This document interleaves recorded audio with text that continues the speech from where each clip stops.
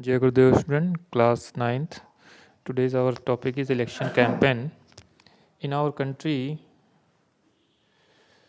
election campaign का मतलब है चुनाव प्रचार. So in our country, election campaign take place for a 2-week period between the announcement of the final list of the candidates and the date of polling.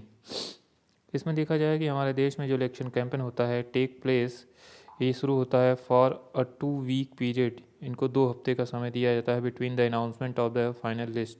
जब final list candidate की आ जाती है, final list का मतलब कौन कौन candidate चुनाव लड़ रहे होते हैं.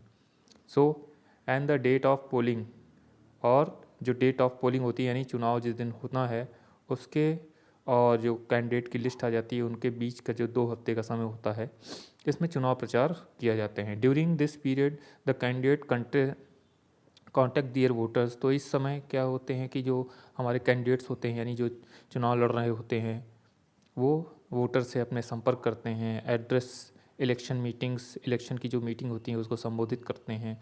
And political parties mobilise their supporters. और पॉलिटिकल पार्टियाँ जो होती हैं, राजनीतिक पार्टियाँ, ये अपने सपोर्टर समर्थकों को पूरी तरह से मोबिलाइज़ करती हैं यानी लामबंद करती हैं, इकट्ठा करती हैं. सो इलेक्शन की बात करें, इलेक्शन कैंपेन में political parties try to focus public attention on some big issue. तो राजनीतिक पार्टियाँ ज़्यादातर कुछ बहुत बड़े मुद्दे होते हैं जो पब्लिक के, उसको हाईलाइट करती हैं यानी उसको लोगों के सामने रखती हैं और उसके आधार पर चुनाव लड़ती हैं.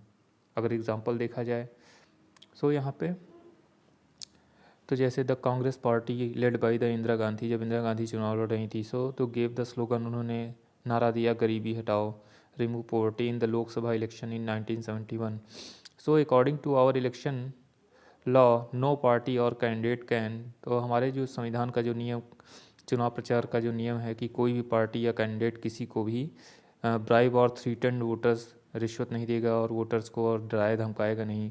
Appeal to them in the name of caste and religion, जात और धर्म के आधार पर वोट करने के लिए नहीं बाध्य करेगा. So use government resources for election campaign, और किसी भी सरकारी तंत्र का उपयोग नहीं करेगा, सरकारी संसाधन का उपयोग नहीं करेगा चुनाव प्रचार में. सो स्पेंड मोर दैन ₹25 लाख इन अ कॉन्स्टिट्यूंसी, और लगभग जो तय सीमा की गई है कि इतने 25 लाख रुपए, इससे ज़्यादा जो है पैसे नहीं खर्च करेगा अपने चुनाव प्रचार में फॉर लोकसभा इलेक्शन, यानी लोकसभा के लिए, और विधानसभा के लिए लगभग 10 लाख रुपए तय किए गए हैं. और वर्तमान में बढ़ भी सकता है या इसको बढ़ा भी दिया गया है. अभी थोड़ा हमें कम जानकारी है इसके बारे में, तो इसको तुम लोग रिसर्च करना और फिर इस पर डिस्कस होगा. सो इन एन असेंबली इलेक्शन, तो 25 लाख रुपए और 10 लाख रुपए ये तय की कर देंगे लगभग आज से 3 से 4 साल पहले का ये है. In addition to the laws all the political parties in our country have agreed to a model code of conduct for election campaign. और इसी की तरह हमारे और भी राजनीतिक पार्टियां जो है एक कानून बनाने पर इस पर भी तैयार हुई हैं, सहमत हुई हैं, कोड ऑफ कंडक्ट, आचार संहिता लगाने के लिए इलेक्शन चुनाव प्रचार के लिए. क्या है अकॉर्डिंग टू दिस लॉ, इस कानून के तहत क्या किया जाता है, नो पार्टी और कैंडिडेट कैन, कोई भी पार्टी या प्रतिभागी जो है चुनाव प्रचार लड़ रहा होता है उसको use of a place of worship for election propaganda, चुनाव प्रचार के लिए किसी भी धार्मिक स्थान का इस्तेमाल नहीं करेगा. दूसरा है वंस इलेक्शन आर अनाउंस, जब इलेक्शन की घोषणा हो जाती है चुनाव की, so minister shall not lay foundation stone of an project, किसी भी परियोजना का उद्घाटन नहीं कर सकते, शिलान्यास नहीं कर सकते हैं. Take any big policy decision, और कोई भी बड़ा डिसीजन, योजना, जनता के लिए कोई भी बड़ी योजना नहीं लॉन्च कर सकते. तो ये कुछ कोड ऑफ कंडक्ट है, आचार संहिता, इसको मानने के लिए सभी लोग तैयार हुए हैं.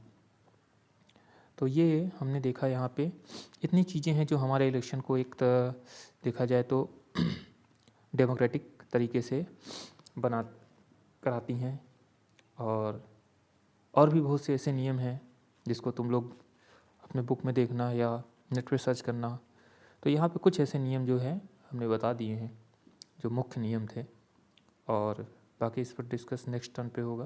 तो आज के लिए इतना ही बच्चों. जय गुरुदेव.